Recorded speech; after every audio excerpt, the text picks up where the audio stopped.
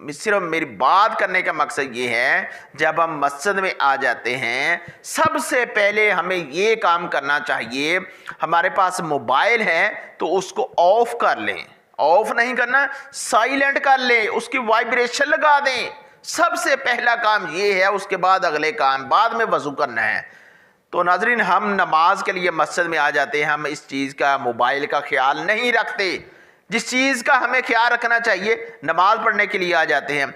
अभी एक बच्चा बता रहा था, कहता मैंने कारी साहब सुना है कि अगर नमाज में फ़ोन आ जाए, बेल आ जाए, तो नमाज के अंदर मोबाइल फ़ोन सुन लेना चाहिए। अस्तगफिरुल्लाह अस्तगफिरुल्लाह। मैंने उस बच्चे से पूछा, मैंने कहा आपने कहाँ से? कारी साहब मैंने सुना है। कहाँ से सुना यार, बताओ सही। मैंने पता नहीं यूट्यूब से सुना है, कहाँ से सुना है। लोग पता नहीं क्या क्या तरह तरह की बातें फेसबुक से ले ली, व्हाट्सएप से ले ली, यूट्यूब से ले ली, लेकिन तस्दीक नहीं करनी है। बात करने का मकसद है